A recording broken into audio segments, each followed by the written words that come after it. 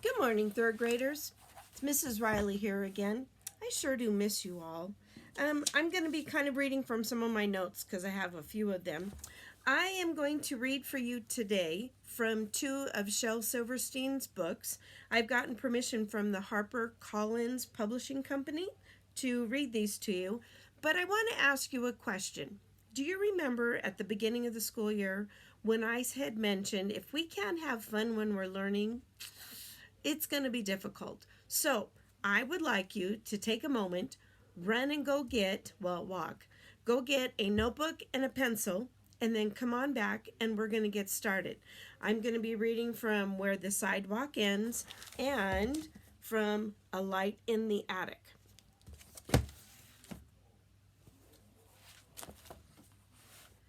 I'm going to begin by reading one of my favorite poems, and that poem is called Sick. I have read it to several of you in the classroom. It's one of my favorites, but I just think it's a good way to get this all started. So here we go. I cannot go to school today, said little Peggy Ann McKay. I have measles and mumps, a gash, a rash, and purple bumps. My mouth is wet, my throat is dry. I'm going blind in my right eye. My tonsils are as big as rocks. I've counted 16 chicken pox, and there's one more. That's 17. And I don't think, well, what do you think? Is my face green? My leg is cut, my eyes are blue. I might be getting instamatic flu. I cough and sneeze and gasp and choke. I'm sure my left leg is broke. My hip hurts when I move my chin. My belly button is caving in. My back is wrenched, my ankle sprained. My appendix pains me when it rains. My nose is cold, my toes are numb. I have a sliver in my thumb. My neck is stiff, my voice is weak. I hardly whisper when I speak. My tongue is filling up my mouth. I think my hair is falling out. My elbows bent, my spine ain't straight. My temperature is 108. My brain is shrunk, I cannot hear. There is a hole inside my ear. I have a hangnail, and my heart is... What? What's that? What's that you say? You say today is Saturday? Bye, I'm going out to play. Sick. All right, so the second one I would like to read for you is another just kind of fun one, but I have a little writing exercise to go along with it. Okay, so this one is called Dancing Pants. Right here, Dancing Pants, and it says, and now for the dancing pants, doing their fabulous dance. From the seat of their pleat, they will bounce to the beat. With no legs inside them and no feet beneath, they'll whirl and twirl and jiggle and prance. So let's just start with the music and give them a chance. Let's have a big hand for the wonderful, marvelous, super sensual, utterly fabulous, talented dancing pants. So now the writing response, like I was gonna, or like I am asking you, would you now do also a writing response, dancing feet? Use your imagination, some creative writing, and write me your poem about dancing feet. You can kind of use this one as an example. Type it up there, send it to me on your Google Classroom, and let's have some fun with it and see what we get. All right, so then my third one, this is where you're going to need your pencil and paper. This one is called Smart. Now, we've talked about money. We've done quite a bit with it. We're familiar with it. So we have a dollar bill, and then we have quarters and nickels and dimes and pennies. This is kind of more like what our little sister or brother would be thinking. So I want you to kind of write down as I'm reading, what are the money denominations that they're talking about. So here we go. My dad gave me a $1 bill. because I'm the smartest son. And I swapped it for 2 shiny quarters, because 2 is more than 1. And then I took the quarters and traded them with Lou for 3 dimes. I guess he didn't know that 3 is more than 2. Just then along came old blind Bates, and just 'cause he can't see, he gave me 4 nickels for my 3 dimes. Because 4 is more than 3. And I took the nickels to Hiram Combs down at the seed food store. And the fool gave me 5 pennies for them, and, well, 5 is more than 4. And then he went and showed my dad, and he got red in the cheeks and closed his eyes and shook his head, too proud to even speak.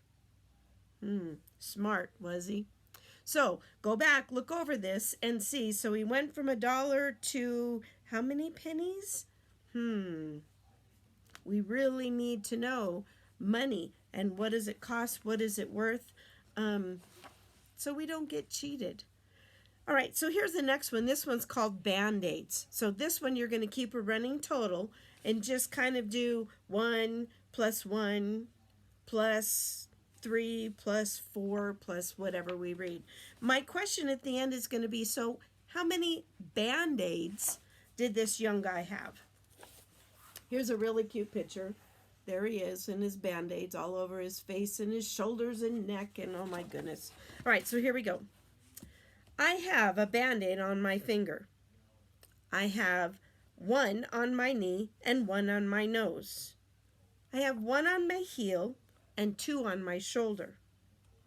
3 on my elbow and 9 on my toes. 2 on my wrist and 1 on my ankle.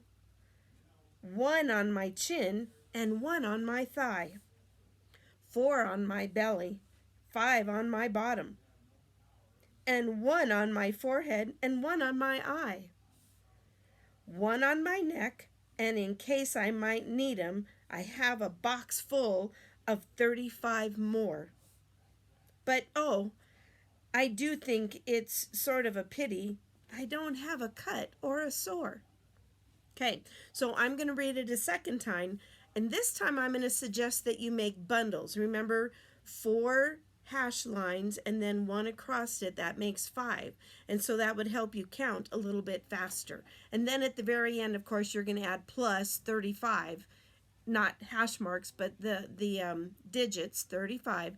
And let me know how many you think you came up with. So here we go. Are you ready? Draw a line. Now, underneath that, let's start again. I have a Band-Aid on my finger. 1 on my knee and 1 on my nose. 1 on my heel and 2 on my shoulder. I'll try to slow down. 3 on my elbow and 9 on my toes. 2 on my wrist, 1 on my ankle, 1 on my chin, and 1 on my thigh. 4 on my belly, and 5 on my bottom. 1 on my forehead, and 1 on my eye. 1 on my neck, and in case I might need 'em, I have a box full of 35. But oh, I do think it's sort of a pity I don't even have a cut or a sore. Okay, so go ahead, tally those up. What did you all come up with? I lost my notes. I'm going to have to add mine up as well. I think I know the answer, so let's see what we've got. So I have 1 on my finger and 1 on my knee, 1 on my nose and 1 on my heel, and 2 on my shoulder. Okay, so that's 6, correct? Okay, let's continue. I have 3 on my elbow and 9 on my toes. 1, 2, 3, 4, 5, 6, 7, 8, 9. Okay, got your hashes? Here we go.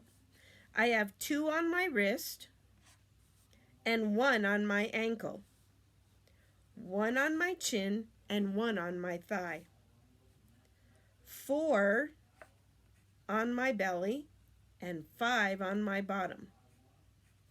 3, 4, 5, okay? 1 on my forehead, 1 on my eye, 1 on my neck, and in case I need them, I have 35 more. Oh, but I think it's sort of a pity I don't have a cut or a sore. Okay, so right here, sorry I wrote in my book, but I have all of my hash marks, and then at the end I added 35. So we can start counting at 35 and then skip count by 5. Are you ready? 35, 40, 45, 50, 55, 60, 65. How many? Did you get 70? Then you got it right. See? I told you that we could have fun when we're learning. So we've reviewed hash marks, we've reviewed skip counting, and we've kept track as we're listening to what's being read. Kind of exciting, I think. Okay, so I have 2 more for you.